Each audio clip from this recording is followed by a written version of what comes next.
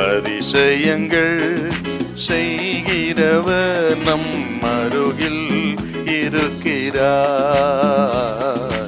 அற்புதங்கள் செய்கிறவர் என்றும் நமக்குள் வசிக்கிறார். சங்கீதம் 131:2 பக்தன் தாவீது ஒரு வார்த்தை சொல்லுவாரு. தாயின் பால் மறந்த குழந்தையை போல நான் என் ஆத்துமாவை அடக்கி அமர பண்ணினேன். தாய் பால் மறந்த குழந்தையை போல என் ஆத்துமாவை நான் அடக்கி அமர பண்ணினேன். என்ன சொல்றாருன்னா, கர்த்தர் தூரமா இருக்கிறாரு நினைக்கும் பொழுது அது எதுக்கு ஒப்புமை சொல்றாரு பாருங்க. தாய் பால் மறந்த குழந்தை போல. ஒரு தாய் ஆக பால் மறக்க பண்ணுகிறாள் என்றால் அந்த குழந்தையின் நன்மைக்காகத்தான், அந்த குழந்தையின் வளர்ச்சிக்காகத்தான், முதிர்ச்சிக்காகத்தான். ஆனால் அதை அறியாத அந்த குழந்தை நினைக்கிறது, ஐயோ தாய் என்னை மறந்து விட்டாள், தாய் எனக்கு பால் கொடுக்க மறந்து விட்டாள், என்னை போஷிக்க மறந்து விட்டாள் என்று அந்த குழந்தை நினைப்பது போல அநேக தரம் சில சிக்ஷைகள், சோதனைகள், சில நெருக்கங்கள். ஆக ஜெபம் கேட்கப்பட்டா சொன்ன எதுக்கு? முதிர்ச்சி அடைய, பக்குவப்பட, இன்னும் பெரிய ஆசீர்வாதத்தை பெற்றுக்கொள்வதற்கு கர்த்தர் தாமதிக்கிறார்.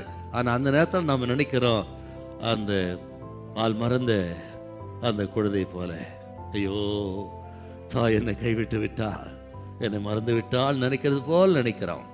இன்னைக்கு ஆண்டவர் சொல்லுகிறார், நமது நன்மைக்காகவே கர்த்தர் எல்லாவற்றையும் செய்கிறார்.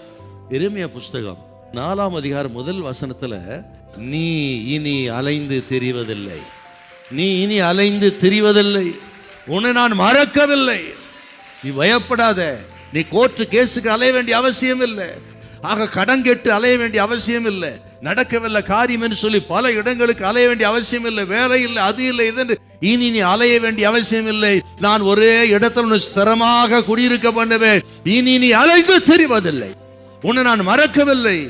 மறக்காத ஆண்டவர் சொல்கிறார், நீ இனி அலைந்து திரிய நான் இடம் தர மாட்டேன். உன் கண்ணீருக்கு பதில் உண்டு, உன் பெருமூச்சு சத்தத்துக்கு பதில் உண்டு. அவர் நம்மை மறக்காதவர், அவர் நம்மை நினைவு கூறுகிறார். அப்படின்னா மறந்துட்டார்னு அர்த்தம் இல்லை. நினைவு கூறுகிறார் என்றால் செயல்பட ஆரம்பிக்கிறார்னு அர்த்தங்க. செயல்பட தொடங்குகிறார். இதுவரை ஏன் செயல்படல? கர்த்தருடைய காலங்கள் வரலன்னு அர்த்தம்.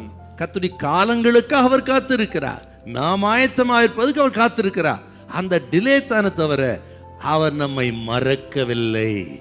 ஆகவே கர்த்தர் சொல்லுகிறார், ஒவ்வொருக்கும் கர்த்தர் காலத்தை வைத்திருக்கிறார். அந்த காலத்துல தான் அது நடக்கும். அதுவரை நீங்க அமர்ந்துரு. அதுதாங்க அந்த டிலே. பயப்படாதிருங்க, அவர் மறக்கல. அந்த காலம் வரும் பொழுது செயல்பட துவங்குவார். அதை தடுத்து நிறுத்த யாருக்கும் அதிகாரம் இல்லை. ஹல்லேலூயா, ஹல்லேலூயா.